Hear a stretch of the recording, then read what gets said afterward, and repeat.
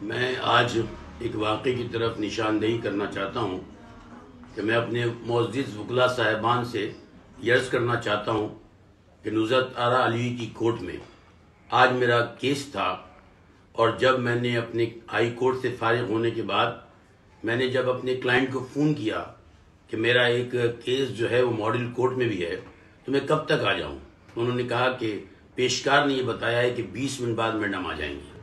میں وہاں سیدھا اس کورٹ میں پہنچا۔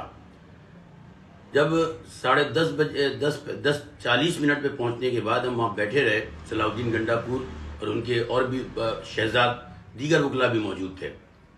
11:10 میں میں نے پیشکار سے کہا کہ ہمیں بیٹھے ہوئے 40 منٹ ہو گئے، جا کے میڈم سے بولیے کہ اگر وہ کیس نہیں چلانا چاہتی ہیں تو پھر ہمیں وقت دے دیں، ٹائم دے دیں، میں سٹی کورٹ سے کیس چلا کر آ جاتا ہوں، جو ہے وہ ہڑتال ہے۔ تو پھر جب میں نے بولا تو بہت اصرار پر 11:30 بجے پیشکار صاحب اندر گئے، اور پھر انہوں نے کہا کہ میڈم 10 منٹ میں آ رہی ہیں، اور ساتھ یہ بھی کہا کہ جن کی آئیو نہیں ہے ان کو ڈیٹ دے دی جائے۔ پھر میرا چونکہ آئیو موجود تھا اور اس میں گواہ بھی موجود تھا، وہ تشریف لائیں، اور جب تشریف لائیں تو مجھ سے میں نے ان سے عرض کیا کہ میڈم پچھلی تاریخ کو بھی آپ جو ہیں وہ 1 بجے تک یہاں تشریف نہیں لائی تھیں، اور پیشکار یہ کہتا رہا کہ ہم ڈیٹ نہیں دے سکتے، وہ ابھی طبیعت خراب ہے، آنے والی ہیں۔ ایسا لگتا ہے کہ کسی نوابزادے کی شاہی سواری آنے والی ہے، ابھی 11 بجے آنے والی ہے، ابھی 12 بجے آنے والی ہے، ابھی 1 بجے آنے والی ہے۔ اور اس کے بعد جب 1 بجے نہیں آیا تو پھر آپ کے لوگوں نے پوچھ کر آپ سے پھر اس کا ڈیٹ دی۔ اس دن بھی گواہ موجود تھا، اس پر پیس پراپرٹی موجود تھی، اور جاوید میر کے اس ادر سائڈ کے وکیل کہ اگلی تاریخ میں آپ اس وکیل کو، یہ آپ کا وکیل نہیں ہوگا اور آپ وکیل کو بدلیں گے۔ اب یہ اختیار بھی نصرت آرا علوی کو ہے کہ وہ کس کو وکیل کرنے دے گی اور کس کو وکیل نہیں کرنے دے گی۔ سکھ مینٹلٹی کے لوگ ہیں، سائیکو پیشنٹ ہیں۔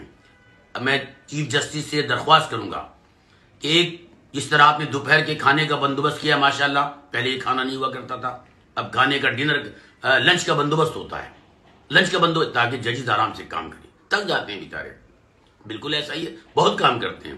اسی طرح سے ڈاکٹر انیس ہارون جو ماہر نفسیات ہے، وہ کہتا ہے کہ کراچی میں 90% لوگ سائیکو پیشنٹ ہیں۔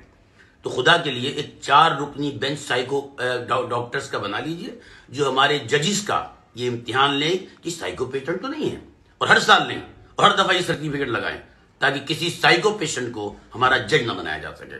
میں یقین کے ساتھ کہہ سکتا ہوں کہ نصرت آرا علوی سکھ مینٹلٹی، سائیکو پیشنٹ، عمر عوان بھی موجود تھے، لیکن ہمیں 1 بجے ڈیٹ دی گئی۔ یہ طریقہ کار کورٹ چلا گیا۔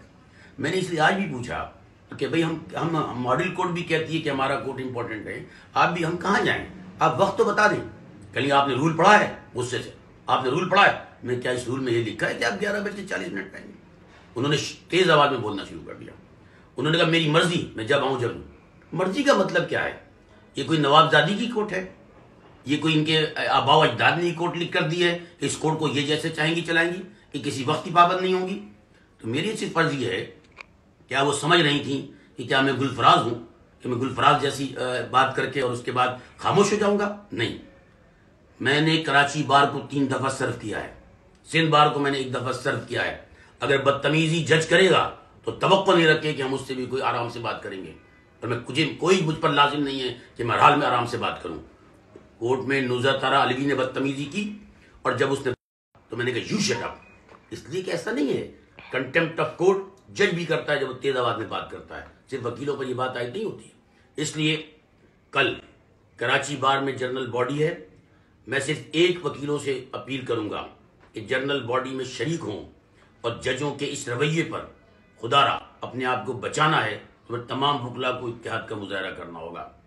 میں یقین دلاتا ہوں کہ وکیل متحد ہوئے تو یہ بدتمیز ججز ہمارا کوئی کچھ نہیں کر سکتے۔ میں ساری جوڈیشری کو نہیں کہہ رہا ہوں، میں جوڈیشری کا احترام کرتا ہوں۔